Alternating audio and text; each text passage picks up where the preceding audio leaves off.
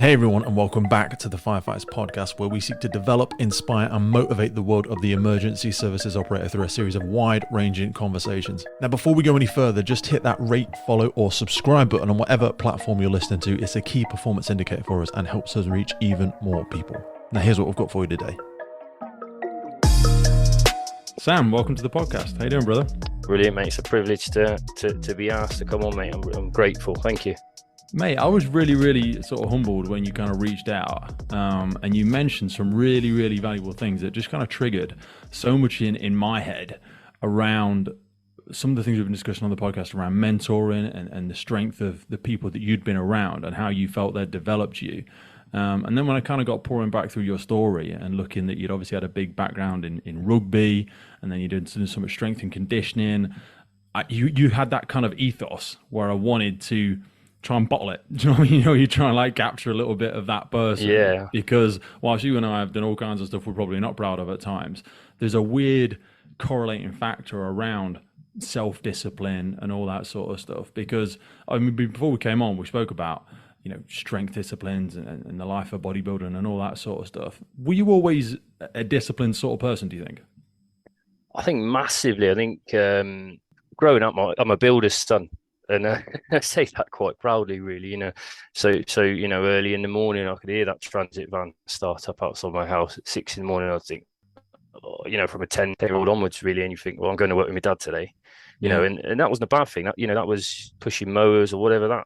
That created that kind of, I suppose, start to my life, really. I'm not saying I went without or anything like that. It was just the way things were, and moving forwards, you learn to sort of, I suppose, grow up quick, No, 100%. I mean, there's so much correlation there because my dad ran a building firm for about 45 years. And there is something weird about going and filling skips on the weekend and, carrying, mixes up scaffolding and all that sort of stuff, where it gives you a different kind of grounding and expectation of what hard work is.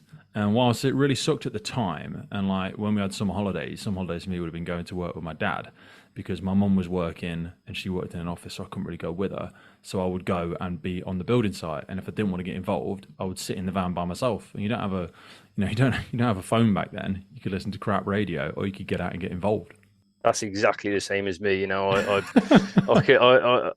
I used to relish when we run out of materials on a building site, because then you could sit in the van and drive to the building, to the building merchants and not have to do anything. Yeah. I used to fall asleep every day on the way back. Every day, mate, I was fucking bushed.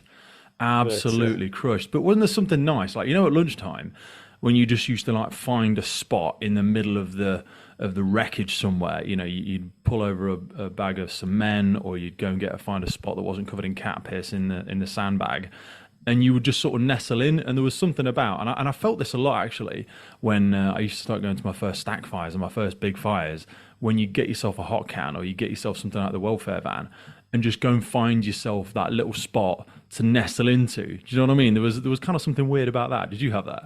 Yeah, mate. I don't know if there's a more comfortable place than a wheelbarrow. Sat in an empty wheelbarrow. That's. Yeah, but you're absolutely right. And I used to find it quite weird going to school on a Monday actually, because you'd go back into normal sort of thing, and you think, but like you say, it at the time, it, like I say, absolutely stuck. But now I think, I'm grateful for that, because like from an early age, you learn, what's important in life, and that's work rate, really. That was it for me. But then when I started getting into some of the different sporting disciplines, because my dad played a lot of field hockey and stuff like that, so I started out doing lots of running and doing lots of hockey, and then I kind of found my own loves with slightly more physical sports. But I was naturally a really skinny dude, so I was looking back through some of your stuff. You transitioned at some point in time because you seem to have pretty great genetics. Have you always been into physical stuff? Have you always done athletics? Because I know we're going to talk about how you've kind of come full circle with the British Firefighter Challenge stuff now, but what was your kind of first love with sports, and how did that come about? I mean, probably running, cross country. Ironically, being a strength athlete now, was my thing. And what I kind of liked about it was you didn't really need anything. It's just you against you. You could just settle it in your own mind and just go. So I did a lot of running. Then I got into rugby. I wasn't that good at it, to be honest with you. I was okay, but you know, I was, you know, if someone ran at me, you know, I'd had that in my head, you know, right, okay, you know, I'm quite comfortable with that, you know, try and stick you on your head. But yeah, skill wise, yeah, I mean, I was probably good at the things that required no talent, if that makes sense. Yeah, I hear you, brother. I was always one of those that I knew I would outwork most people. But what I actually struggled with, honestly, with the rugby side of it, was the social side. Because I never really drank, because I was into all of my lifting and all of my craziness so early on in life. And I'd read, you know, Arnie's, you know, encyclopedia of bodybuilding and all that crazy shit. I never drank. Well, that's an exaggeration. Yeah. I drank when I was 16 and I was playing rugby and a few things like that. And I quickly got out of that. So I found it hard doing like club rugby and stuff like that, because it was such a massive social aspect to it, whereas I was going home and prepping 8 meals for the next day and all that sort of stupidness. Were you much of a social guy, or how did you strike that? I'm super intrinsic at that time in my life, I suppose. Intrinsic, shy, I'm not really sure, you know, but I was certainly the guy that sat in the background, you know. I wasn't and I struggled in those environments, you know, and you know, they'd say you know, rugby trials and things, you know, wear flashy socks so you stick out, but it just never sat well with me, you know. I was quite happy to just be on my own, if that makes sense. I don't know if that's because I was I mean, I've got a half sister, but she, you know, I didn't live with her from a young age, but whether that's because you grow up on your own as an only kid, or I'm not sure, but I definitely struggled in those larger groups for sure. So at what age did you, so you grew up as a single child as such, what age did you start having an interest in the emergency services? Because I think was it after your daughter was born, or? No, I've always wanted to be in the fire service. I think it's but only the fire service, really. And I can't put my finger on it, really. I think most young kids, you know, do a bit of a fascination with fire engine and some bits and bobs. But from a young age, even primary school, senior school, it's what I wanted to do. And I tried a lot of times to get in. You know, it's a robust, it's a tough process, as you know yourself. But I think it's a lottery. I think the first bit's a lottery to make it through the application form. I mean, I don't say the lottery isn't like you can just fucking put anything in, but I mean, you can do the best thing since sliced bread. You can get the one from your mate who definitely got in, and hey, dude, this one's bulletproof. And sometimes it just won't work. Yes, when you then get through and you go and do your point of entry tests and you do your interview, and you have to make sure you do it in a smart way and do it in the star format and all that sort of stuff. But I think the initial step, the application, is a bit of a lottery. I mean, I don't know if your experiences were like that. Hey folks, I wanted to jump in here and just share with you a really exciting update from our partner William Wood Watches. They are launching the first ever field watch collection. Now it's named Fearless, which firstly, I absolutely love, and this new collection is very different from anything they've ever launched before. However, you will see that they've managed to maintain some of the signature William Wood watch elements. The big thing for me is that black fire hose. So they have got, the first ever time they've done this, the black fire hose strap and a really, really cool case back. So now the watches are available in 3 colors this time. These are red, orange, which is my favorite, and the yellow. Each watch features those straps that are made up from repurposed black fire hose. That stuff looks the absolute bee's knees, guys. They've never done that one before. So go and take a look at that. And they've also got a textured dial to represent charcoal. You know, I mean, honestly, I never know how they're going to keep going deeper with this. Every time they do, I'm like, where I was going to say, where are they getting this from? But I know where they're getting it from, because they're speaking to the boots on the ground. They're speaking to you, they're speaking to me, they're speaking to firefighters and frontline operators and getting just these amazing insights. The creativity in this is amazing. Now, the cases come down in size from 41mm to 40mm. And another new thing is they've got a unique firefighter helmet visor case back. So flip it on the back. In fact, go over to the website and you'll see the photos.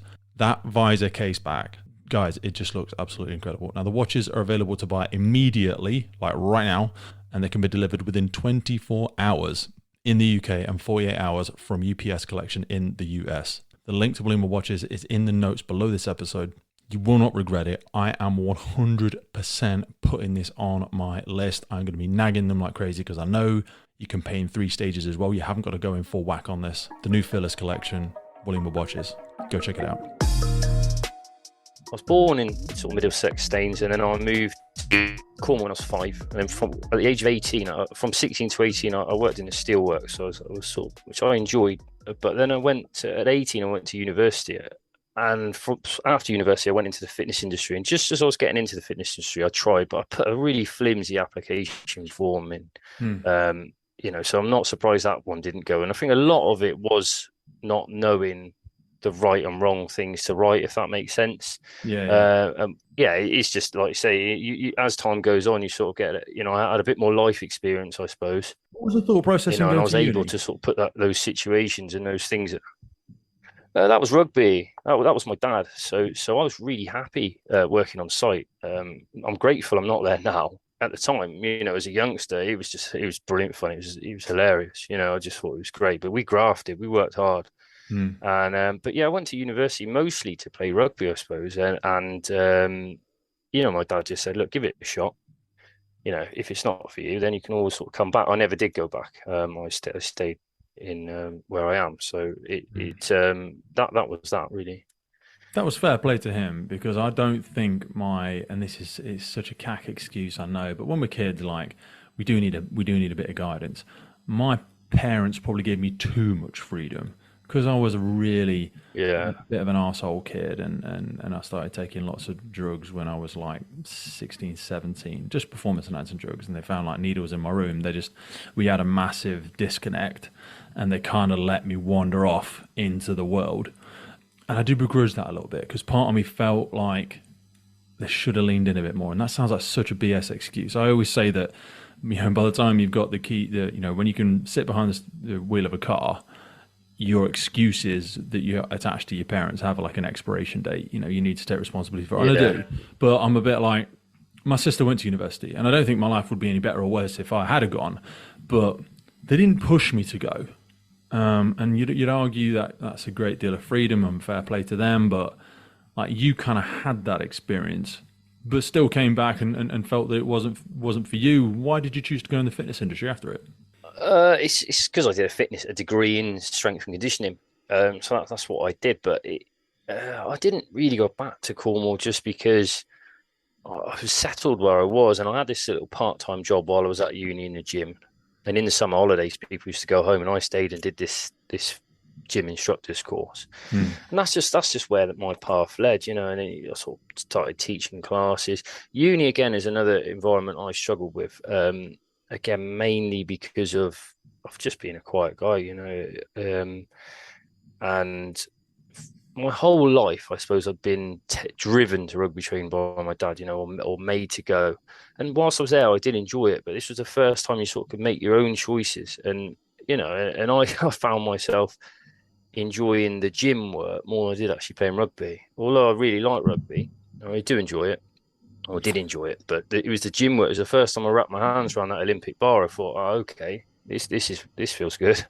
It's very logical, isn't it? You can see a tangible improvement. It's a very closed system as well, is what I kind of like a lot about strength and conditioning. There's not as many external factors that can affect your ability to make progress. One thing I didn't like about rugby, as much as I loved getting out there and taking lumps out of each other, the idea that certainly at a club level, some people were maliciously coming out on a weekend trying to hurt you. And, and I see people that have played for 20 years and their knees are shot. They've had dislocated shoulders multiple times. They've been knocked out God knows how many times. And I'm like, I don't think as a hobby that's worth it. For me, it wasn't worth it. So I was the same, brother. I went straight into the gym and thought, I get this. I like it. It's rewarding. And I can see how I'll make progress with it. Yeah, that's right. Yeah, and that's just where it was. I ended up in the fitness sector for 10 years, or just in low level. I worked in sort of low level management in fitness, and I on the most part enjoyed it. But my heart was always on the big red truck. And every time I see one go past, I'd lock the centre up at the night. I'd often, you create these scenarios in your head. These dreams, I suppose. So when did you finally go for it? I tried in 2017, I think, and I got fairly far through the process. I got through past application stage through, and that was a big jump. I was like, okay, this can be done now. I had a bit of a taste for it. And in 2018, that's when I got my head down. My daughter was born, and I had a second one on the way, Bonnie, and everything just clicked. And I went into those application, into those interviews like I was prepping for a battle, for like I just had to become something I thought I wasn't, if that makes sense. I learned everything on the website. I was just trying to prepare, and if leave no stone unturned, if that makes sense, and I was successful and it worked for me. So there really is a whole other I'm level you can grateful. go to with that, isn't it? When you finally get that moment where you say to yourself, "Stop fucking about." Do you know what I mean? You say you're working as hard as you can. You're not. You go to bed at night and you think to yourself, "You know what? I could have done an extra hour today. I could have actually written it all down. I could have asked my missus to test me on it, and I didn't do any of that." And I have the audacity Yeah, to be surprised that I failed. And you're like, "Well, you didn't really put that's everything into it, did exactly you?" right. You have to get over That's your own bullshit exactly right. sometimes. You have, and it was, I probably wouldn't be in the job if it wasn't for my wife, sitting there, revising, testing me on the stuff that was on the internet, you know, putting me in these asking me those uncomfortable questions, and and yeah, that's it. Like you say, if you at least if it doesn't work out and you've done that, then you know that it maybe wasn't right. But like you say, there's a lot of situations in life where you can fall back and go, actually, Mm. you know, I fell to the level of my preparation there, I which love is the that, key mate. point, I You're suppose. 100% right. I always say to people, and they go, "Oh, I just can't do it. I've tried everything." I'm like, "Everything? Everything?" Well, I mean, I've tried thousands. You've Yeah. thousands? Name 50. And they're like, "Okay, well, I've tried hundreds. Hundreds, really. Okay, I've tried these three things multiple times and they're not working." Right, okay, so that's honest then. So you said about your missus, how important do you think it is having somebody in your life that's actually emotionally strong enough to challenge you? Because we're guys that have come from a physical background, and that tends to make people very driven, sometimes very stubborn. But I suppose, luckily, I mean, your missus is no stranger to the gym. So is she quite a strong person? Because some people are quite passive and they don't really like challenging their partner. And if somebody says, "I'm doing everything I can," some people just go, "Oh, okay, baby, well, at least you're trying." Whereas some people, my missus is much better now at saying, "No, you're not, though, are you? You're not real." And that's not just like a go-to line. She'll know when I've been fucking Mm. about, or I've been sat there for 15 minutes because I went on Instagram to answer one message and got lost down a rabbit hole. That's easy done. Like, I thought you said you had some shit to do. I'm Yeah, like, no, "Yeah, you're right." And you could, like, some people get defensive, don't they? And they'd be like, "What about? I've worked really hard today. Don't I deserve sitting down and chilling out?" And I'm like, "No, don't do that to yourself. That's BS. This person is on your team. She doesn't want me to go out and cut the grass. She's encouraging me to do the things that I say are important to me." So how much of a factor did she play in your life, do you think, for that? yeah, massively. I mean, she's had her own battles, through life, through various forms. She's a nurse, and Wow. what's the great thing for me is we were both in the fitness industry, and she knew what I wanted to do, and she sort of put everything on the back burner herself, so I could get where I want to. And fortunately, after I'd done a couple of years in the fire service, I was able to do the same for her. Mm. I'd got through my development, and she was able to apply to become a nurse, and started at the bottom, in care homes. Again, wasn't getting the opportunities, but went through the care home system and then into the NHS, and now she's doing brilliant. So that was nice, a bit of give back. But yeah, so I suppose, you know, she's a strong person, but we've supported each other. I mean, she's probably supported me that I've done some quite selfish sports over the years, yourself. So, Yeah, man. but yeah, she's been there with me from the start. I'm very lucky. Yeah, when you said about doing selfish sports and stuff like that, that's kind of the unseen part. I mean, we're both sort of past it now, but in the world of bodybuilding and strongman and stuff, I do, I do secretly worry, about relationships that live in those environments. And I'm like, are both of those people in on this? And they're like, "Yeah, I support my partner 100%. Yeah, okay, you support your partner 100%, but when does that become an abusive relationship? And I don't mean physically abusive. And if it is physically abusive, that's horrific. But financial and time abuse is actually an easier thing to bleed into. And it takes a lot, like you say, to be able to stop yourself and go, "I've got kids now. My missus has also got her dreams and her ambitions." That's a tough thing to strike the balance with, to get that kind of level of self awareness. And I'm sure I still repeatedly get it wrong. It's funny at the time, isn't it? Whenever you're you're wrapped up in these situations, these things, you don't see it. It's only when you come back out, isn't it, that really you think, oh, okay, it wasn't. But we were both, really heavily into training. We still are now, but in a more healthier way, where the aesthetics is less important to us. It's more about the bits you can't see, if that makes sense. Yeah, man, 100%. So talk me through when you finally got in, and how old would you have been? So this was 2018, 4 years ago. How old would you have been when you finally got in? I'm approaching just short. I was, what am I? It's 30. Yeah. So when I got in, I'm just approaching 5 years in the service now. So once straight into training school. So day one made the ultimate mistake. So called my the lead training instructor mate. For anyone who's listening, don't do that. That's not a good thing to do. So Dude, it's worrying, that's coming actually, from. There's a few services that are actually encouraging that now, where they're like, no, don't call me sir, call me by my name, call me Pete. And I'm like, yeah, you want to be approachable, but that's a slippery slope, because it is a disciplined service, and you do need to get your head on a swivel when you're in training school. I think that bit's really important for me. Yeah, I think what it did is everybody was in that classroom. It hurt, and I was on the receiving end of that, but it just set a standard for everyone. And actually, ironically, he's a very good mate of mine now, an incredibly respected person in the service. But yeah, on day one, me adapting from the normal world. I should have recognized that, should have been on top of that a bit more, but that's okay, and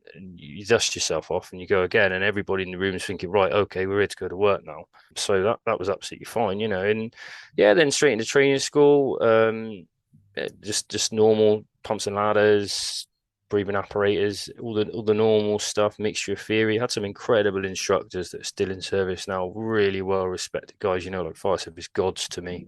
Yeah. And I've got huge respect for what they've done, and yeah, so I was very, very lucky, really. I mean, made plenty of mistakes in training school, but like you say, you learn from them, and you move on. My one thing was, and I've always said this, is to do your best at the things that require no talent. So when you turn up to first on watch, or you're new to training school, you don't know anything, do you? Where to sit, what you're doing, but you are in control of a lot of things, and the things that require no talent, like your timekeeping, your appearance, your work rate, your effort, your enthusiasm, your energy, your forward thinking, all of those things. And I was, coming from, building sites and different working environments, I was quite lucky to have that, that to be early was to be on time, if that makes sense, So if we were on the drill yard at 12, I knew that was 11:55. Hey folks, just wanted to jump in with a quick piece around firefighter health and wellbeing. Now, we get a lot of messages and emails into the podcast around firefighter health and fitness, whether you are trying to join the fire service and pass them tricky fitness tests, if you are currently serving, or if you are coming up to that next chapter of your life, retiring from the emergency services. We get so many different questions around it. So in partnership with Fitness for the Frontline, we have come up with a series of guidance and programs specifically designed to reflect the physical elements of the role of a firefighter. So whether it's carrying an LPP across an overgrown field, lifting a ladder above your head under running it, or wrestling with cutting gear for 30 plus minutes at some kind of complicated RTC, our bodies are required to lift, push, and carry objects in very specific circumstances. That is effectively what Fitness on the Frontline focuses on, as well as the longer term aspects of overall health and wellness for our firefighters. There are focuses around strength, endurance, and overall conditioning, all achievable and relevant to our roles. Now, we are definitely not about to be smashing out world records or getting that beach body ready in 6 weeks rubbish. The systems and programs that we put in place are adjusted for people's current fitness levels, and they're not a prescriptive way or a one-size-fits-all BS. We also take into consideration all the fitness testing for initial application, and also for current firefighters who want to maintain and progress their fitness levels. It is very likely for myself personally that I'm still going to be a firefighter when I'm 60 plus, so longevity in the role is really important to me, and I know it is for so many people out there. The system has a built-in ability to adjust easily depending on the equipment you have available, your fatigue levels, or if you're coming off busy ass night shifts and you haven't got a lot of time to work out. You can record your results, log your weights, your body measurements. We've got all the facilities to do that. The system is yours to use how you want to train. We've taken all the fluff and the gimmicks and the BS away from most of the rubbish that you see out there. And this is designed by experienced operational firefighters and qualified people, including myself, with members of the team available to contact throughout the time you are within us in the program. If you ever get stuck, if you start to struggle, and also to celebrate those wins and achievements with you. It all starts with no obligation, 7 days worth of the programming, absolutely free. So whether you're joining, serving, or looking at the next chapter in your life, have a glance in the link for the podcast. Fitness for the Frontline is designed by firefighters for firefighters. Now back to the show. Yeah, 100%, mate. And I love what you said there about, again, echoing back to that building site thing. You know, my dad was so tough on me on so many stuff, because you can genuinely hurt yourself very quickly on a building site. You know, especially when you're the little guy and they put you up the scaffolding first, or you're shimmying across all the boards to bring cups of, you know, you're walking across an open floor that's just got the joist across it, and you've got 6 cups of tea in your hand. You know? And every time you make little mistakes, because you're old man self-employed, it's like, stop fucking about. Yeah, and it's just clear as that. Do you know what I mean? It's as clear as that. And you can hurt yourself really fast. So many times, like you said, how many times I tipped a wheelbarrow over halfway up the skip and I had to clear it all up by hand. How many times I went end over end. How much times I dropped stuff off the scaffolding and had, you know, people offering me out, because I think that gives you a great grounding. And like you said, being great at the things that require no talent is actually really difficult for people, especially when they've been rewarded for talents when they were a kid. It can be difficult for them to just turn up and do the basics. Be polite, be on time. You know, those things are so within our control, but so many people struggle with them. And I think they struggle with them now more so than ever, because there's significantly less discipline, I feel like, for people coming up. And they don't get the opportunities like we did, because you can't have a job when you're 12 anymore. So when you said you made plenty of mistakes during training school, was there any particular stuff that you found humbling? I mean, what was breathing apparatus like for you? Was there any bit that really clicked for you?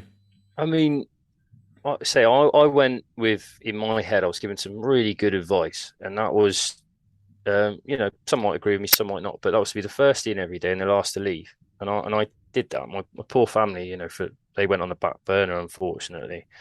But it was just one of those things. I was so obsessed in what I was doing, and but yeah, I struggled massively with dyslexia. I wasn't great at school. Ironically, people might view that differently. We'll get into that a bit later, but like, in terms of, you know, this was a new environment. A lot of theory isn't a fire service that people don't realise. You know, physics and chemistry and bits and bobs like that. Maths as well. You know, and so practically out on the drill yard, you know, that work. I mean, I did, like I said, a lot of stuff wrong, but I did it wrong fast. You know, running out of hose wrong. I did it wrong, but I did it fast. You know, and it's as long as you've got that effort and you're moving and you're sort of making the right noises. Where I struggled was theoretically. Fortunately, I had a fantastic training instructor. Again, every Friday you do your written exam at the end of the week, going for the weekend, and this guy said to me, you know, Sam, what's the issue? And I said, I just can't get what's in my head out on the paper. I was too concerned on what other people are writing. You know, it's so, you know, how much I've transformed since then is crazy. It goes back to what we were saying about, you know, what you can do with yourself. And in the end, he said to me, right, okay, let me ask you the question. And you know, the question, for example, would be, you know, explain why there's an increase in pressure on the gauge. And you go, well, someone's closed the branch. And you go, right, okay, why didn't you write that down? You go, well, you know, and that's the sort of the way we did it in the end. So I had that sort of, I was lucky to have that kind of reasonable adjustment, I suppose they call that now. Yeah, well, it adds less steps helpful that you're trying to comprehend stuff, doesn't it? Because the irony is, we train in a kinesthetic way and we teach in a kinesthetic way, and then we test in an academic way. Do you know what I mean? Like, you stand and learn, they point and they show you the pump and they do lots of physical things that has an effect, like you were saying there, oh, the compound gauge changes when you do this. Right, now go and switch that off. Right, now let's park over that line. Okay, now go and switch the hydrant off and let's see what happens. But then to actually then try and test it in academic capacity, it relies on a skill set that you haven't really measured and actually doesn't really fucking matter. As in, like, no one's going to ask you to write the answer down an incident. They're going to expect you to be able to do it. But it's an archaic... That's it. It's like an archaic method that I think has probably killed and lost so many people from the job because, like you say, we weren't able to factor as well for those things. Yeah, I was just lucky that, you know, I had those people around that I suppose could recognise something in me, you know, and would, you know, good enough to do the right things by me, you know. And funny now, you know, I can sit written exams because I've had the time to prepare, and a bit of a nerd, if that makes sense. You know, I quite like reading about stuff, you know, give a bit of time to it. So I don't have those nerves and those sort of uncomfortable feelings around those exams anymore. It's just those early days. But yeah, some really good people, lucky. And we used to do a reflective log at the end of every day, and in that was I'm an extremely reflective person, probably sort of self-destructively reflective at times, but you know, I think it's important to be reflective. And you know, it would say, we talk about something, and I would say in it, I've took my foot off the jack beam today. You know, I won't do that again. And by writing down, I won't take my foot off the jack beam again, it was just that little piece. It just helped me. So I'd go in the next day, and I'd almost, you know, I'd written it down and I'd taken ownership of it. I had a non-negotiable sort of contract written with myself, you know, and that really helped. Those reflective logs, they were good for me. I love what you make there as well, because I think there's a larger thing at work there when people can decide the sort of person they're not going to be. Because when you say people, oh, you know, what sort of person do you want to be, or what do you want to be seen as, or how do you want to develop, and they go, I want to be great, I want to be the best, I want to be better. What the fuck does that mean? That's not very tangible. Do you know what I mean? It's not really something you can measure against. But if you say, what sort of person are you not going to be? Then you can really put some accurate things down. You say, well, I'm not going to tell lies. You know what I mean? I'm not going to cheat on my missus. Do you know what I mean? I'm not going to cheat on a test. I'm not going to steal from people. I'm not going to disappoint my watch by being the most unfit person there. I'm not going to be the person that everybody has to carry. I'm not going to be the person that embarrasses us at an incident because I have not prepared. If you can put down some clear, like you say, non-negotiables, it really helps make life a little bit clearer. I love what you said earlier about your daughter's being born, and just take me back for a second to how it kind of changed your mindset, and if it was anything about, you know, parking your ego in there, or, you know, because selfishness is a great thing to an extent. I always say some people should be a little bit more selfish, but it kind of has a reverse effect when your first child is born, because it's like, I always say, it's like taking a piece of your heart out and letting it live outside of your body, because it's a walking thing that can hurt itself and all kinds of stuff. How did having children change for you? You know, incredibly blessed to have two beautiful kids, but yeah, it was that. If we go back to that point where we said, you know, am I really trying? Am I really doing? Am I coasting? You know, and that's what changed for me, was actually, you know, this isn't just about me anymore. This isn't, you know, just enough's not going to be enough anymore, you know, and that's where the real effort went in, I suppose, you know, because you're looking at, you've got someone else to provide for, you're a role model now as well. So they're looking, you know, even at the early stages of life, but, you know, and I wanted to just her to look at me and just think, right, yeah, my dad is doing the best he can. That's it. It's the best he can aspect of it. Because like you say, before, when you're just talking, it's like different levels. There's your mates, then there's your partner, and then that next level is your kids. Or I'm sure your parents are probably in there somewhere. I'd say your parents aren't even as important for me as your partner sometimes. Like your mates, you can BS them, and they're not as innocent as children, so they allow all sorts of complexity to get in the way, and they go, oh yeah, Sam, well, you know, it's really hard, isn't it, and life's really complex, and we've got all this stuff to do, and yeah, well, you're obviously trying your hardest, mate, you're smashing it, yeah, go for it. In the back of your mind, you're like, yeah, I'm not really, am I? And then your parents, again, they want the best for you most of the time, so they let you get away with a lot of disappointments, because ultimately they don't like seeing you get upset, they don't like seeing you go for stuff and not get it. But then when you have a partner and you have joint goals, like, you know, you and your missus bought your first house together, and then you got your car and all that sort of stuff. So when you're letting them down, or you feel like you're not being the best version of yourself, it hits a little bit closer to home. And then a kid, because they're so innocent, and they just go, but why can't we do that, Daddy? Or why can't we have this thing? Or, you know, you have to choose a slightly less good present for Christmas, or you can't take them where you wanted to take them. And those bits are the ones that keep you awake for me. Yeah, no, I completely agree, mate. Absolutely, yeah, definitely. So when you passed training and you got onto station, what was it like, you know, first time joining the watch, and what was watch culture like? Yeah, again, I feel blessed, and I can only speak from my own experiences, but I've always been around just good people, and I've not really met any bad ones, you know, personally. But yeah, I was lucky. I went on to a watch with some, yeah, I don't know if I'm reluctant to use the word old hands, but it's experienced guys, you know, and I think it's the first sort of year on Watch. Yeah, I never really had a mentor as such. I don't think I had a sort of defined mentor, but I had a team that, wanted to look after me and had a lot of experience and a development program, a pathway to follow. And I'd quietly sort of work away on that. But we did a lot of training. And then, funnily enough, the guy that was did my initial training actually became my watch manager on that watch. So I had a training instructor that had done years in training, come straight onto watch. Yeah, and we hammered it. We hit training super hard, and it's all you want to do, isn't it? When you're new, it's just train and learn. But yeah, it was good. Yeah, brilliant. So I always think that we should go back to doing more of that, where people have 6 months, 12 months, or like a year or so in the training department, then go back onto watches. I see in a lot of services that people go into training departments and they stay there for years and years and years and years, which is great.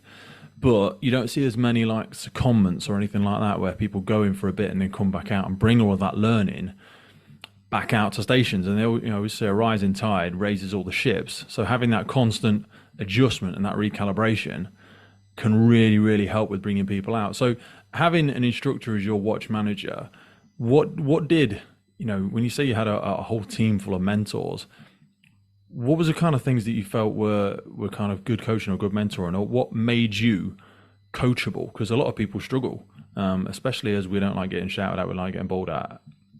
Well, it was so I had these good guys, and it's a funny story. So one guy, he's retired now. Well, all of them are retired actually, all 3 or 4 of them. But he used to get up really early in the morning, and he'd mop all the floors and clean the truck. And I had this thing in my head. I said, you know what, that's not happening when I'm here. That can happen, So I'd get up before him and mopping the floor, and I could see him sort of looking at me. And this went on for ages. And he just said to me in the end, he said, Sam, you might as well stop, because this is what I enjoy doing and this is my thing. So I get why you're doing it, and I'm respectful of that. But so that was quite funny, really. But in terms of it was about 1 year in, I received a guy came over, and I heard this guy was coming from another watch. It was to sort of accommodate drivers. We had a lack of drivers on the watch, with people retiring and leaving and just changing about.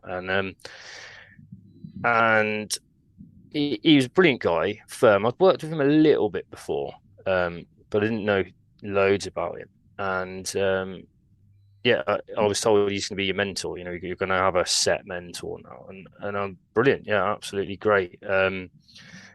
But that was a baptism of fire again, and we sat in the back of the truck for day one, and he says, he's looking at me, and I'm waiting for it. You're waiting for the first question. Yeah.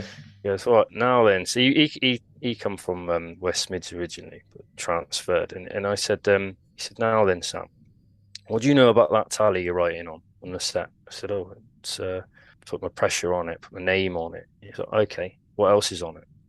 And then you'd think, no, don't look at it. And then that's where it started for me. And we would start learning these little intricate bits. And then eventually, we would learn that it was 125 mil long by 38 mil wide. And I mean, someone might correct me on that now. I think that's right. I'm drawing from, it's yellow. Why is it yellow? Because it's compressed air, denotes fit for human consumption, and it was a crazy depth of knowledge, and we would start with that, and then I'd learn it all in order. Then we'd move on to the tallies on the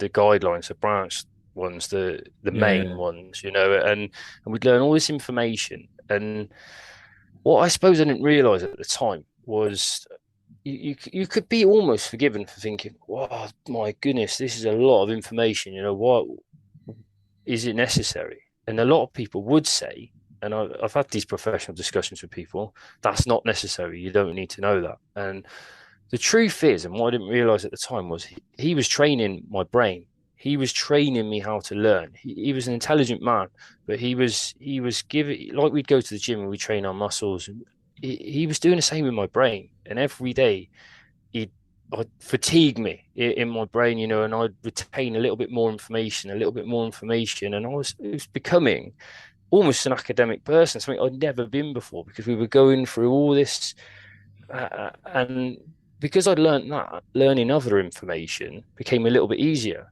because you're learning the little things, the little 1% of details. And so I was very fortunate, but it was hard, in terms of what I don't know what makes somebody be able to want to learn that more than another person. I'm not too sure. I think it's respect for the person in front of you, it's respect for the job. It's a bit of everything, but yeah, I was super fortunate, and not everyone is as lucky as me, I suppose, to have that start. But Well, there it's you go. wax on, wax off in my head. Do you know what I mean? When you were talking then, it was making me think of the old Karate Kid stuff where he's like, what is the point of this? I can't see a correlation between what you're asking me to do and what I'm actually here to learn. You're testing me on, how wide and thick the tally is. I don't need to know that. I need to know what to use it for. And you go, yeah, you're going to have that. But then Yeah. aside that, you're going to have all of these reference points, which are going to further embed it. It's a little bit like putting pins on something in a board. If you've got a piece of paper and you need to learn that piece of paper, but all you've got is one pin in the middle of it because that's the one thing you know about it and you're trying to just remember the answer. But if you remember everything about it, you remember what color it is. You remember how many, pieces of text are on the first line. You remember what sort of, font it's written in. You start to get so many layers of knowledge. And equally, the various different things you can use equipment for. So there'll be one, immediate purpose for a piece of equipment. But, like the fire service, it's a massive toolbox, isn't it? Everything that we drive around with. So knowing there's 1,000 different things you can do this one piece with gets you to know that piece of kit in and out. Yeah. I always say, every time we get a new piece of kit, I always say, has it been firefighter tested yet? And like, yeah, we'll test it from the manufacturer. I'm like, no, give it to a watch. Give it to a watch for 2 months because they'll fucking break it. Because and I want them to break it, and I don't want them to hurt themselves. But let them try 1,000 different things with it, and let them see what we could use it for. Because we're professional problem solvers. We turn up with all this stuff, and we've got to have 1,000 different ways to come to a safe system of work and a safe resolution to the incident with only the stuff we've got. So I think having those different layers of knowledge when it comes to a piece of equipment is essential. And like you say, it gets your head back into that habit of learning, because it's a little bit like when you go to a really interesting speech or you listen to a great podcast or something like that. I think on average you only remember 10% of it. So whilst you do those reps, it's only the last one or two that's going to make the difference, and that's the bit you're going to absorb. And like you've said, coming from the same background that we have, it's that adaptation. It's that specific adaptation to an imposed demand is what we always talk about. And that specific adaptation when you're trying to learn something is everything we're looking at when we're looking at that equipment. It's almost a little bit of what was as well, like me, not that I had to prove myself to him, but me, it's almost got to write a passage, if that makes sense. So the more respect I showed him, I'd come back and I'd learned this, and this, and then I would be able to do this, and I'd gone home in the evening, or I'd come in early. He'd give me a little bit more back then. So we'd go, right, we're going to discuss building construction today. We're going to talk about sandwich panels. We're going to talk about all these different things, bridging ladders, some stuff that we don't even do anymore, and one day he marks me up to the station manager's office and he'd say, right, it's not arranged, this stuff. So you're going to do a presentation to him on sandwich panels right now, go. Yeah. And but it was there, it was in there, and all these things were just part of what I was becoming. And you think at 30, 31 years of age, you're too late to almost change who you want to become. But I was just so fortunate to have met these people that then put me on this new path and helped me sort of any good in me now is come from those environments and those good people. And the quote that will stick with me forever is, he pulled me to one side, and I think one day I was specifically struggling with one thing or another, and he said to me, Sam, everything we go through, as hard as I am on you, and I didn't think he was particularly hard on me, it was firm but fair. It is so you can go home to your family safe every night, and that's the reality of it. Really, is I think sometimes it's easy to forget that it's a dangerous job, and if you're not paying it the respects it deserves, doing your training, putting your hours in, you know, you can get caught out. And even if you are doing those things, you can get caught out. So it's just giving that, you know, you respect to our line of work, and that's what it is for me. Mate, I totally agree with you, and I know it's unpopular sometimes when I say it, but I think there's so many goddamn frauds in the job sometimes when I meet people, and they have this excuse that they're competent. Now, I am not the best firefighter in my bloody service. I'm not the best firefighter on the watch. You know what I mean? I mean, I'm a watch commander in our service, but there's much better firefighters in the service than me, much better crew managers. So there's certainly plenty of better ones out there. But competency is a weird thing. I actually don't even like the word at all, because when people say they're competent and they're almost proud of it, for me, that's like you're a hair's width away from not being good enough.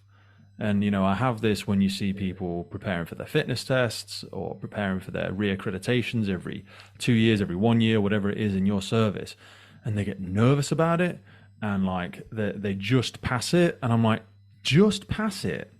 That's fucking worrying. Because, you know, especially when I'm still 18 stone something now, and I'm like, when I see you struggle through that reaccreditation, when I'm mentoring or coaching somebody and I'm watching them, you know, doing a dummy run through one of the units or something like that, and they just make it through, and they are hanging out their arse, dragging a 55 kilo dummy out of the building, I'm like, that's less than 10 stone. How many people do you know that are less than 10 stone?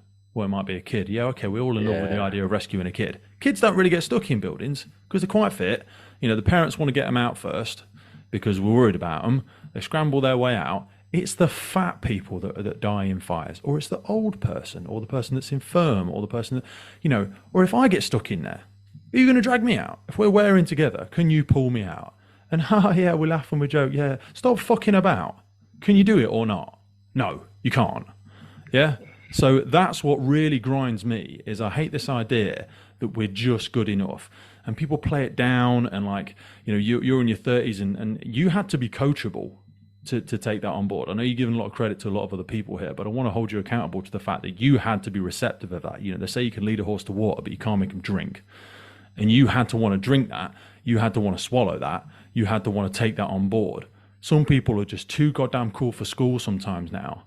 And they've finished being a student. Like you say, some people at that age in their life, they're like, I've got these set of cards, you know, I've got these qualifications, or I've got these GCSEs, I've gone into this profession, this is all I am. And they slip into that fixed mindset. And especially in the emergency services now, where we're going through so much change, so many changes in procedures, the role is evolving, the equipment is evolving, you have got to be the eternal student. Competency is not going to fucking cut it. No, I you know, it's competency is a weird one, isn't it? Because I was very proud to do my competency. It's a bloody tough day. It was really hard, and I was, you know, assessed by some guys I really respect. You know, and I was proud to go through it, but I felt like at that point, I know this is, you know, the learning begins, if that makes sense. You've learned to get to that point, but I would use a scale of you've got like unconsciously incompetent. You've got, you know, I would say I was consciously competent there, and what I was working for, right? Okay, you know, I'm consciously competent. I'm competent, but I'm still thinking about doing things. I'm still, you know, I'm working to the point where this needs to be ingrained in me now. This needs to be unconsciously competent. I need to be able to go out there now and do these things because it's the muscle memory's there. It's in my head, and you know, keep improving. We're all guilty of it, aren't we? I'm not sitting for definitely, you know, not sitting here pretending I'm perfect or I've got it all right. That's not at all. But No. as long as you're trying, and you know, today's, you know, this thing we're doing here now is uncomfortable. You know, you got to put yourself in these uncomfortable positions. You put yourself at number one in a drill, expecting it to go wrong. You know, because it's harder to go there than it is, you know, to go 3 or 4 on the ladder, isn't it? You know, put yourself in these positions where you're going to tie the knot, or you know, you're going to do these things, and that's where you grow, don't you? You grow out of these uncomfortable situations. Be comfortable with being uncomfortable.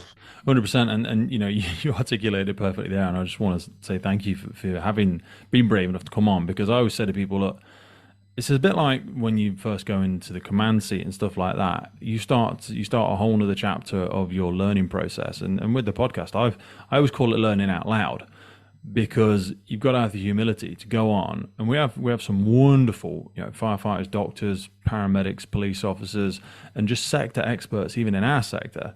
And I come on and I just look like a dick half the time because I say something that I think is the case or I've roughly had a look at. But that person becomes another mentor. That person becomes another teacher. And the amount of people we get email in you contacted into the podcast as well. And it always starts with something like, hey, dude, really enjoy the podcast. Thanks for doing it. Did you know this? Or, by the way, in episode whatever, you said this, and actually you might want to take a look at this. And if you've got too much of an ego, which I definitely had when I was younger, you'd spend your time going, fucking hell, I'm not doing this anymore. I feel like a dick. Everyone's laughing at me. I keep making mistakes, and surely everybody knows that I'm obviously not very good. But the amount of development I get from it, the amount of people that's like, I think we've got like 16 or 17 debriefs that people have sent in, and these are like, protected documents that people have sent in, and then we get to go through and share with the listeners. It's such a humbling process. But like you were saying about passing your competency, it's a little bit like that's just the first stage. If anything, it's the first time when people actually, you're not actually in a position to be a great firefighter alongside everybody else. All it means is they don't have to look round to see if you've fallen down a hole, or they haven't got to watch you carefully so you don't walk off the roof, or so you don't take your foot off the jack beam, or so you do actually foot it when they're climbing. Only if you continue to be a student can you then get to the position that they're even close to, which is being able to help each other. It's your opportunity then to continue to accelerate ahead and learn something else so that you can turn back around to the watch and help them develop and help them support, because they've just given you all of their knowledge, or they've given you as much as they could. They've taken you from nothing to competency. So paying it back is not just being there competent next to them. It's what can you go away and learn? What can you go away and develop? They've had to do it for 10, 15, 20, 30, 40 years. I mean, Jesus, I joined, 15 years ago, and I think we're the same age. I'm like 32 now. I know I'm going to do, I'll be 65 by the time we get there. So I'm going to do like another 33 years in this job. I'll have done 48, 49 years by the time I retire. So when people have done 10, 15, 20 years, you've got to come in and bring all of that energy and bring all that enthusiasm and want to learn to be able to help them. Do you know what I mean? That's where I think people get lost a little bit. I think you can really underestimate so like I say, I'm coming up to 5 years now in the service, but you can really underestimate, even no matter what stage you are, the impact that you can have in your environment, and positive or negative. So I would say it's a minority that can affect the majority for good or bad, but you can go, we'll sit on the back of the truck. There's some super competent guys, some real knowledgeable, good firefighters on our watch, and and someone will say, well, I like quizzing, I like asking questions, so I'll say, what's the voltage that you can cut with the cutters on a BA set? Someone will say, 1,000, and then someone else will fire a question, and it snowballs. What does a green triangle mean on the thermal image camera? And everybody's going around the truck, and you've got guys that have been in 20 years sat there, and they're enjoying it as much as anyone else. So it's everybody's getting something out of it. And then when you're walking around the truck doing your locker, checking your lockers, your bits and bobs, you're asking questions all the time, and I'll shout, or someone will shout, what does this do? What does this inflate to? And that's that positive learning environment. We haven't got a development firefighter at the moment, but that even without that, you're still pushing, you're still hungry for it, you're still trying to learn, because the attrition of knowledge in this job is quite quick, isn't it? If you don't keep on top of it, it does drain out, the things that will fall out of your head, and they're not gone forever. They're just in a different part, aren't they? You've got to drag them back to the front, and just refreshing that knowledge all the time is super important. Mate, you're articulated perfectly. And Steve Dudney, actually, when I was going through the episode again the other day, he said we knew more about less. And I thought that was a great way of putting it, because like you said, our job now is becoming so diverse.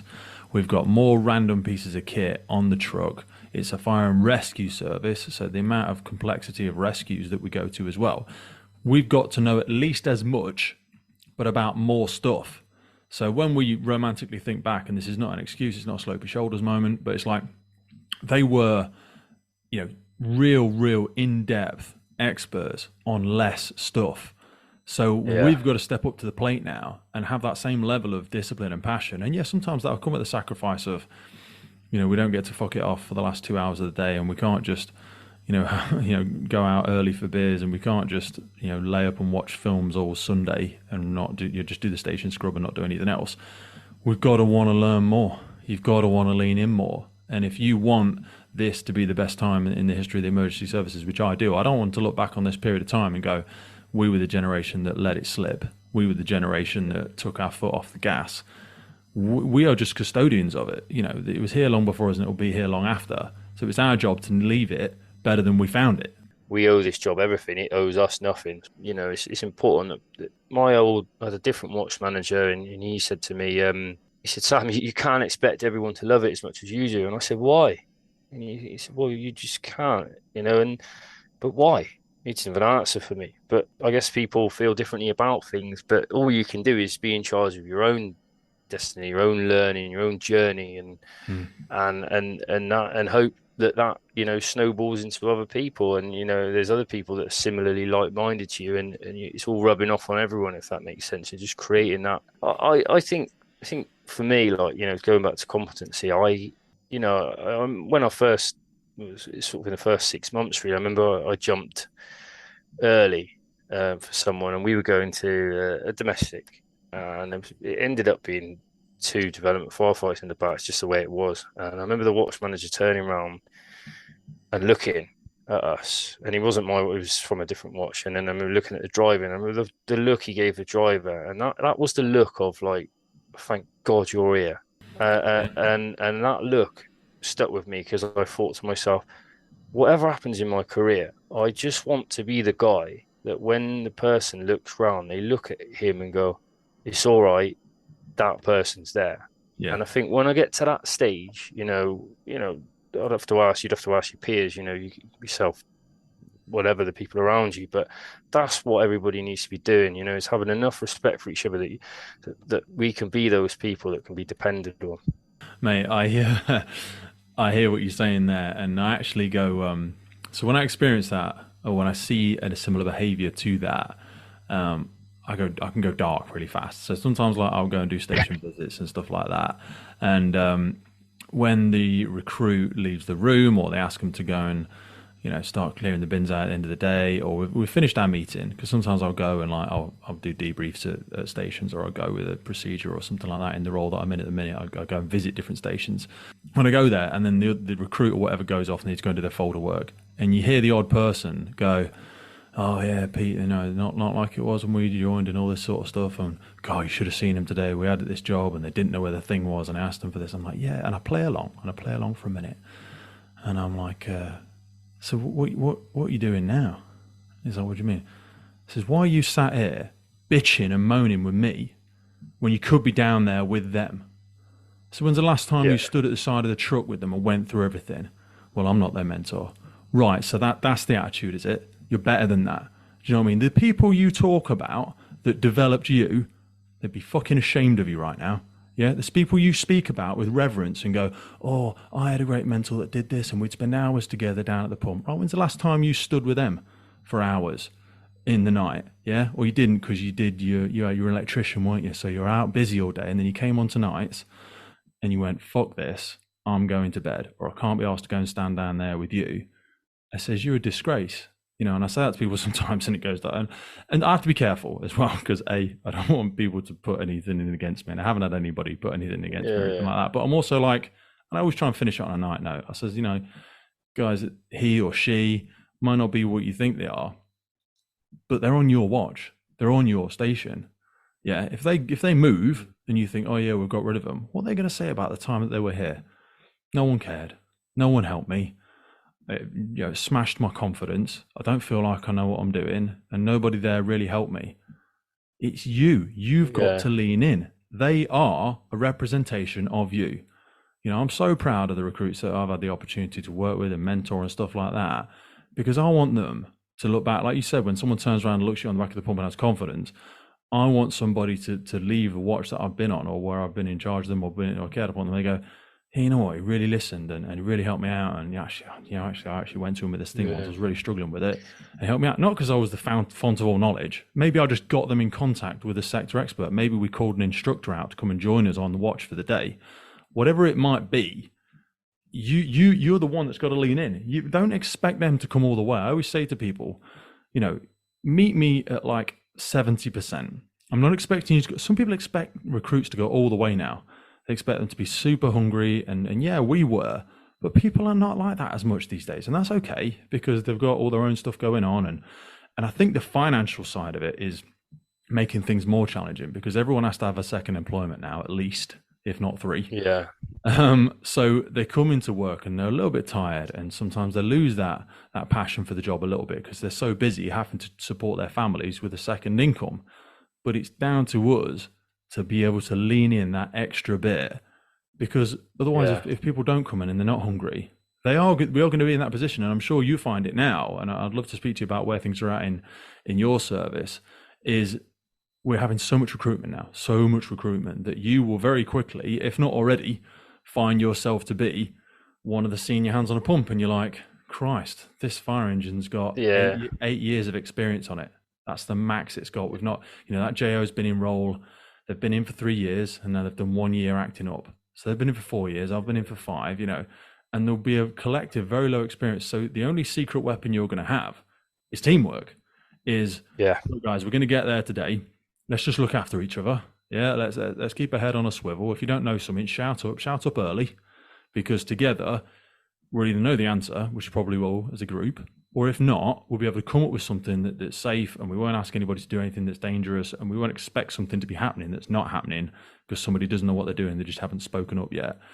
That's all we've ever got, really. As a team, we need to be able to rely on each other, to be honest with ourselves, and then collectively come to an answer. That's the fire service 101 for me. Yeah, I completely agree. I mean, in terms of, I think I've seen a really good standard of new recruit coming, but yeah, definitely the experience is going, and you are, the person that has to. We had the other day. It was only a little shunt, but we got tipped up to an RTC. Again, I jumped early, and it wasn't too much to do, but there was a new recruit there, and I said, "Oh, come on, let's go and disable the battery. Show how to do that."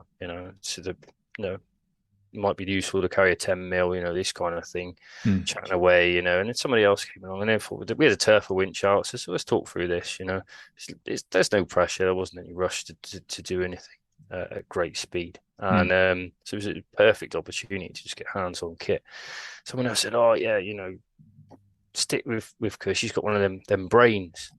I said, "What do you mean? Them brains?" I said, "Well, it's just weird for someone that was bottom set of everything at school, massive dyslexia, just really struggled.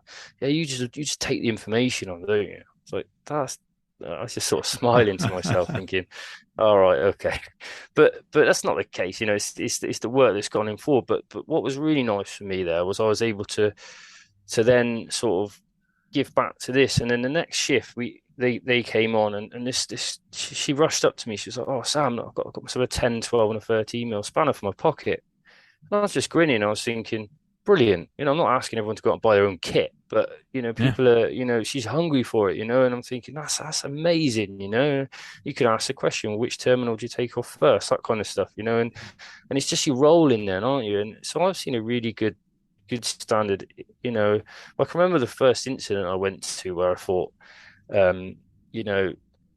where I looked round, actually. It was the first major incident I'd driven to as well. So it was a fairly new job. It was about a year and a half ago. I was fairly new to driving. I love driving. But, we're getting messages come through the radio, confirm mechanical entrapment, minivan, 2 confirmed medically entrapped. The information's filtering through from control. We're quite a long way away.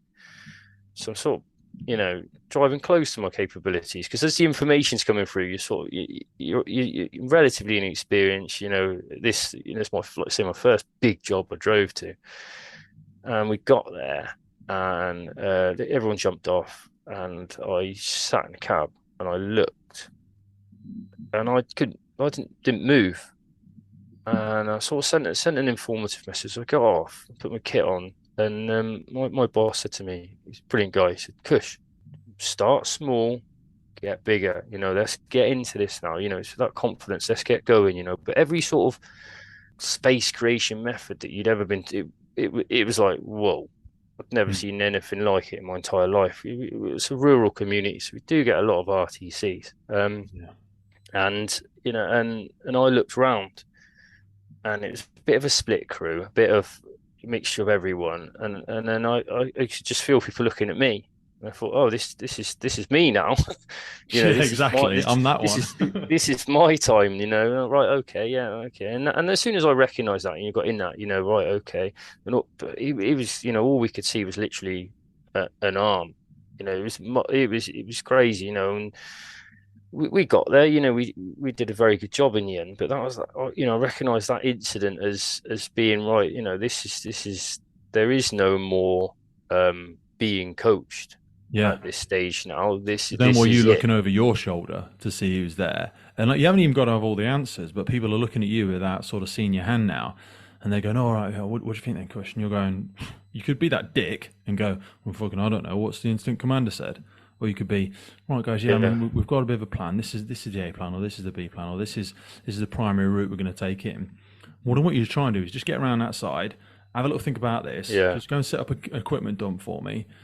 And then I'm going to start doing this. I mean, if it starts to rip away or the metal starts to shear, then we'll go for another approach. But let's start with that. And everyone just it's a little bit like when you talk about rugby again. You just start turn and start heading in the other direction.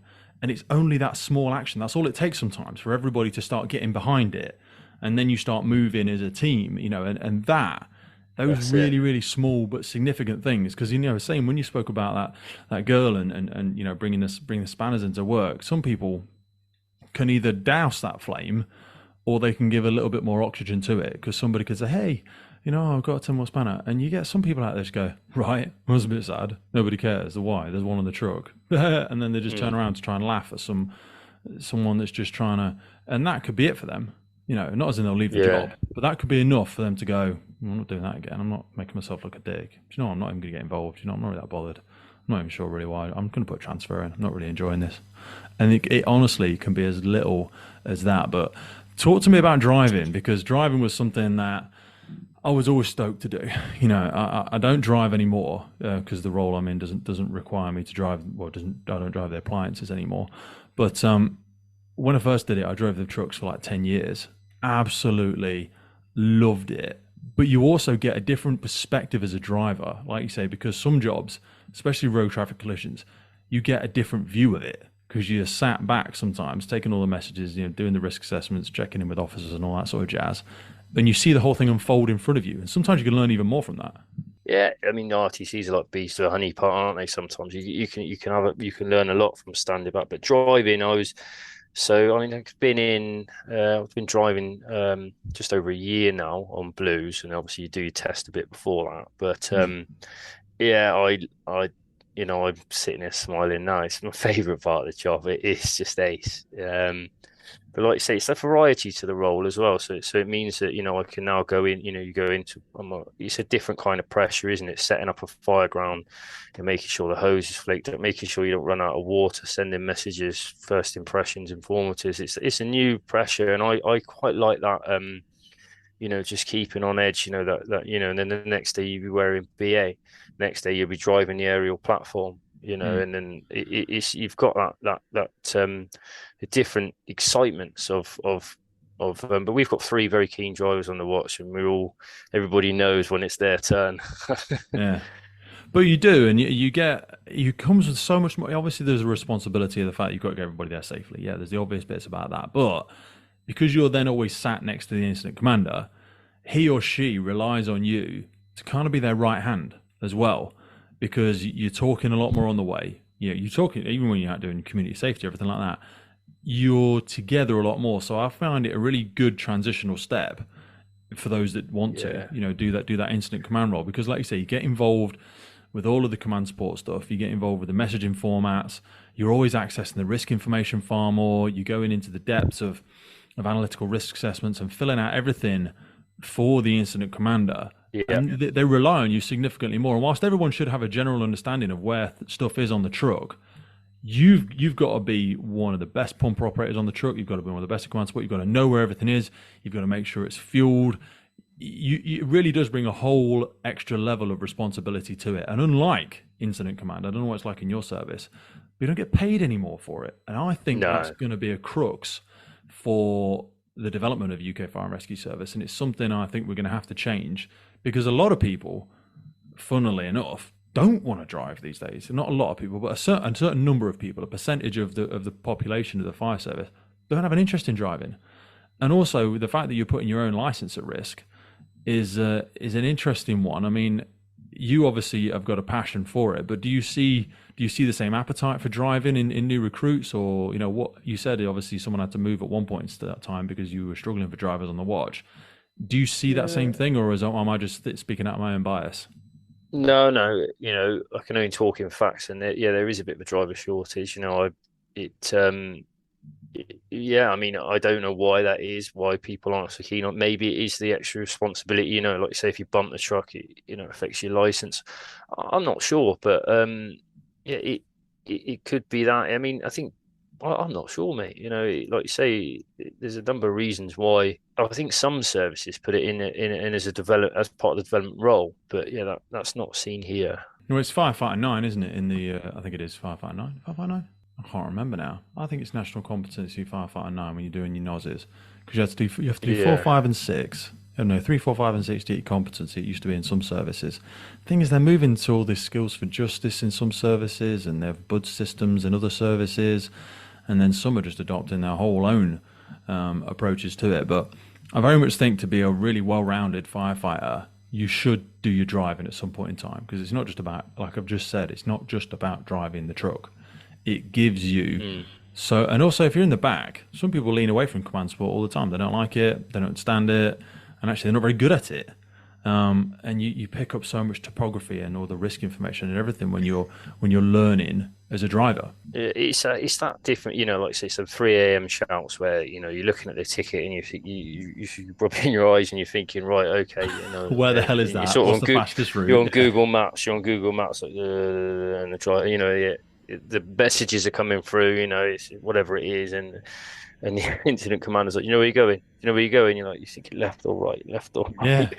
Just get there. Let's just get out of this, and then it comes flooding back to you. But it's definitely an extra pressure. To be honest with you, I've got my incident command, what we call CTR, booked in December, and probably one of the main reasons I've done that is to get a bit of experience, but mostly because of starting driving, and the driving allowed me to sort of, like you said, spend more time in that role. But you're almost a second incident commander, aren't you? You're doing a lot of that kind of, like you've said, a lot of that role. So I thought, well, if I can do the qualification, get a bit more experience, it's going to make me a better driver anyway.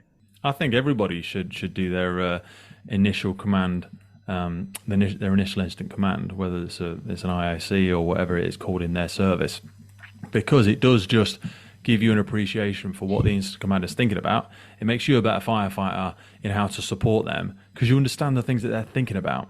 Because, like you just said, that drive is a natural transition, because people will come up to you, officers arriving on the incident ground. I'll come straight up to you and go, "What sector are you in? What sector is everybody working in? Who's the sector commanders? Give me a rundown of the incident. What messages have gone back?" They're the questions that are going to be asked. And you immediately have a greater understanding of that, as well as knowing all the intricacies of what the actual incident is, like everyone on the fireground is going to know. But you really do have to zoom out and learn that next side of it. So looking at potentially now stepping into that leadership role, or starting to look at doing some of those acting up or anything like that, what do you think have been some of the great things that you've seen in leaders, whether it's, you've seen your dad on a building site, or whether it's been in rugby, or when you've been actually on the trucks yourself? When you think about great leadership and things that you would like to see yourself emulate, what are the things that come to mind? It's an interesting question, because I think every manager you have in a fire service, you can take snippets of things that and you try and sort of like, I really like the way that person did this, I really like the way that person. But on the other side of it, leaders aren't always in management roles, as we know. There's superb firefighters that are incredible leaders, and they don't even know they're leaders. They're just doing stuff. So I would say for me, I think, a good leader is at the front. They lead by example. They set a standard that others can emulate, and look at, and that, again, these are my own personal opinions. Other people might differ, but if I was, that's the kind of thing, you create an environment where, you know people feel comfortable to learn, comfortable to make mistakes, but also we know that when it's time to go to work, it's time to go to work. Sort of firm, fair approach, Yeah. sort of that open door policy, I suppose. But it's yeah. I mean, like, I've had all sorts of different managers that have done different things that I thought, are absolutely brilliant, to motivate people, And we had a watch manager, then he used to take pictures of kit, just little corners, so a little bit of a branch or a little bit of just zoomed right in, and he'd WhatsApp them to everyone. He'd go, right. Mate, that's a great drill. Honestly, honestly, You could do that with. I've just thought literally because we use. What's the thing we use? There's a little quiz app you can download on your phone. I know the one you mean. Yeah, I've done it. I can't remember what it's called though. Yeah, yeah, and you can all. It's a little bit like the Buzz games. Do you know what I mean? Where you can all log into it, and you can just create a little quiz yourself. That'd be a great idea. Like what was the other thing that you used to see on TV where they would reveal? Was that catchphrase where they reveal the squares? It was a catchphrase. Yeah, I think so. Yeah, yeah, that'd be great. Where you're like just revealing. That's it, really. So that'd be perfect. You would just take a picture of the back of a BA board, or a screw on a branch, or the annular groove on a hose, or whatever, and it would be zoomed right in, and you'd just sit there thinking, what is that? But it was a brilliant little thing that you would do, and I love that, and everybody, no matter how long they've been in, thinking, why is that? And then you'd zoom out and go, oh my God, I can't, but two things, you get to know the kit better because you're looking at it in that detail. It goes back to that initial detail we were talking about. But, everyone's engaged. Another thing that manager used to do that I really liked was he had a real hate for people sitting on a truck on their phone, like on AFAs and things like that. Number 5 normally comes, if you're lucky to have 5. Yeah, will come with the incident commander or one person. So he would always come with you, but he'd give you the ticket at whatever level, and he'd walk behind you. Yeah, and you say, feel the pressure, and he'd go, are you happy to go? Are you sure it's a false alarm? Are you sure it's a fault with the system?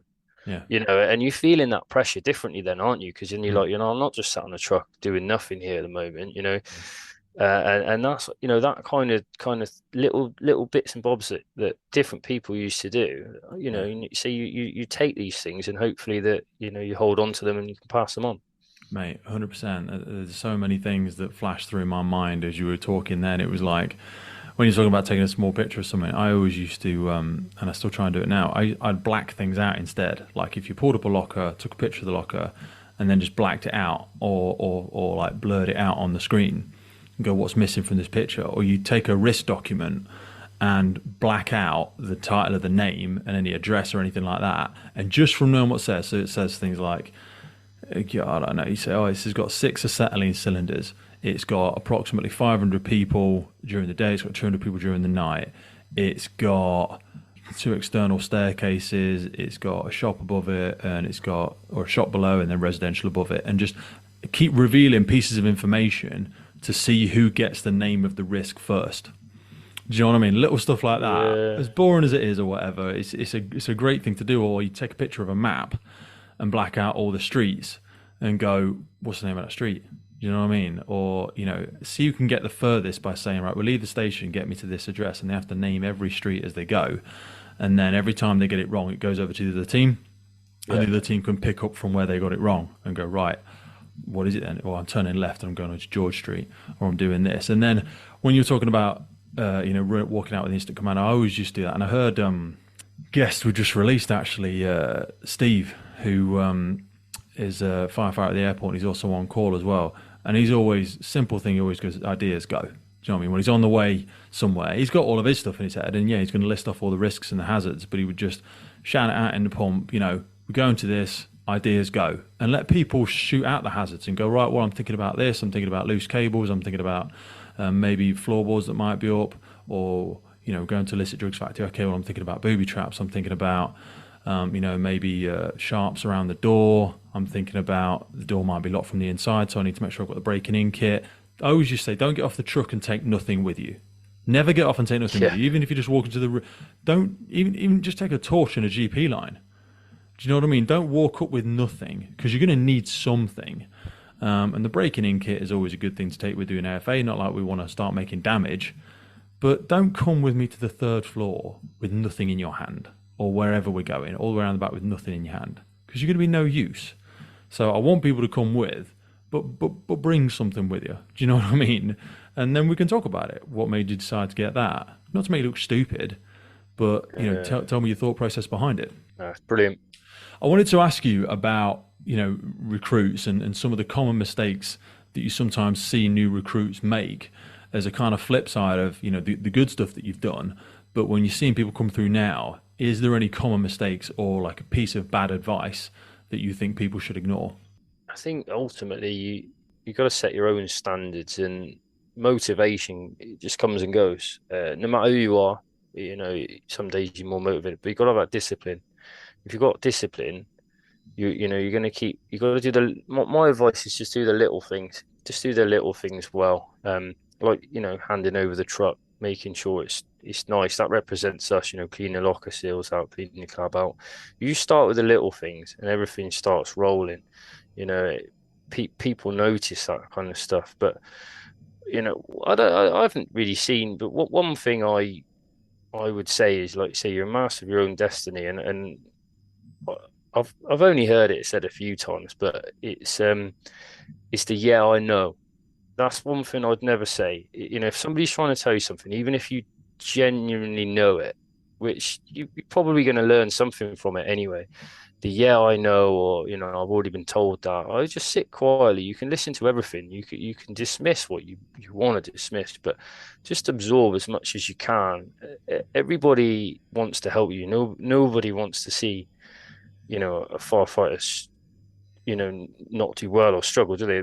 We're all together, aren't we? You could be wearing BA with that person, so I would, you got to get together and ask, be brave, have these conversations with anyone. On watch transition, you can speak to other people from other watches. I don't know what it's like in different services. I'm speaking from ours. I'm comfortable to do that, and I see it. But it's okay to, especially during the development, isn't it, to make these mistakes and learn and grow from them. But yeah, that's the best thing, mate. Like you said, sometimes about coming in early and getting that handover, because you haven't got to be the person in charge to come and listen to a handover. I used to invite recruits, and I still do whenever I'm on station, invite recruits into the watch room for the handover, unless there's a piece of sensitive information about a certain firefighter or something like that.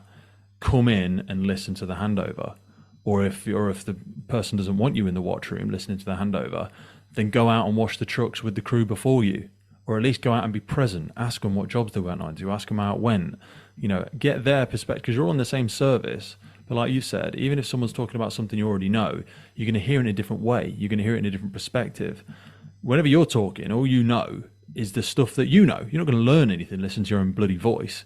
Anybody knows that better than me, because of the goddamn podcast. I listen to my freaking self editing audio all the time. I'm like, shut the fuck up and listen. Do you know what I mean? But when you're hearing other people, that's expanding your perspectives. It's giving you a different angle, a different view, a different lens through which to view the same subject matter sometimes. And it does go wrong. It doesn't define you. And I that's something I've struggled with. I am a master of self-destruction. I can sit there and I want to do so well that it goes wrong. And there's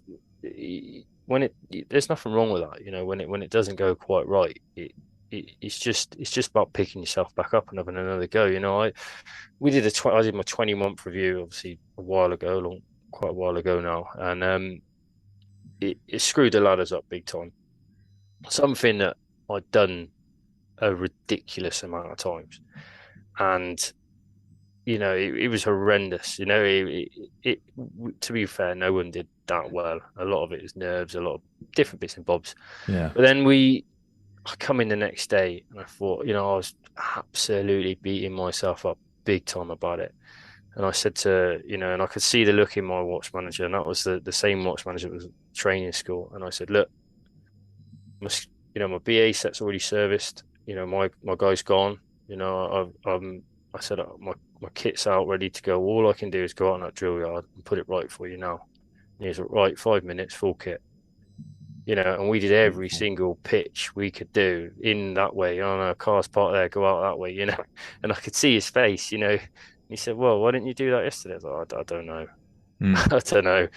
Straight in on the phone to the training team. Right, I've done this, and that's it. These things, they hurt at the time, when it doesn't go right, but you can't give up. You could just go again. Love that, mate. Absolutely love that. And that kind of brings me on to something we were talking about before we started recording. Is obviously one of the first interactions we had with each other was this year at the British Firefighter Challenge. You come from such a colossal fitness background, but you were saying before, and I kind of wanted just to close on it, both around the fitness aspect, but also the humility about trying something new. Because is this the first time you'd done it, and sort of how did you find it? It was the first time I'd done it. My preparation was poor. I got shoved in a relay team. Do you know what? I had signed up for it quite a long time ago, and I'd had the ambition of being this machine ready to go. Time I got there, and of course, there's no excuses. Family bits and bobs. I just didn't get to the training sessions the other guys were doing.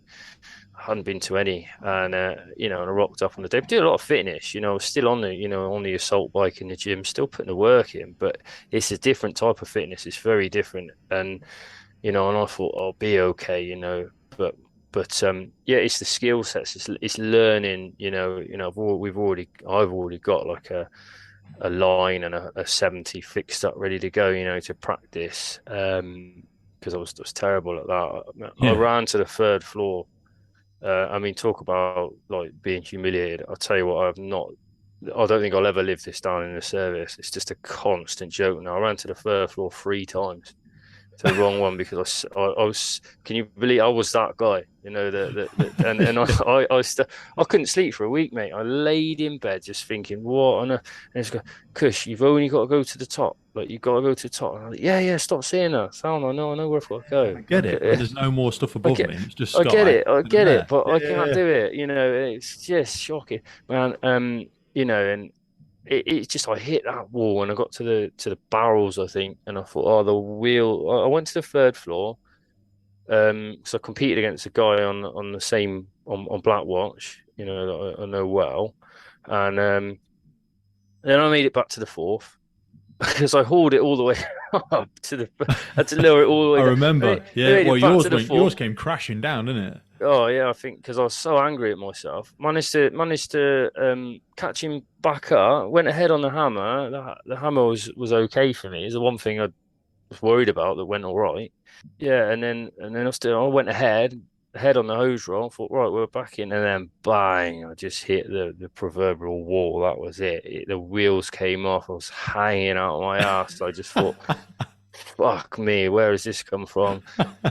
This 70-kilo dummy, and I couldn't even, like, the lactic build up in my forearms. I was thinking, you pussy, what is wrong with you? Like, this so weird, isn't it, mate? Yeah, and I got to the end of that. 2 minutes, 3 minutes. So angry at myself, so furious. And then on the relay as well, we did well on the relay, but again, I'm not practiced any of it. So they said the other 3 pretty seasoned. They've been, especially Matt, he's incredible, but I just I said, I don't know, stick me where you want to stick me, and obviously put me on the first leg. Oh wow, was it 4 times? The time I got to the 4th one, I was at the bottom. I looked over, and this absolute just unit was next to me. I just thought, fuck just literally like I can. And the commentator, he just says, "Come on, mate, you can do it." I thought, oh my god.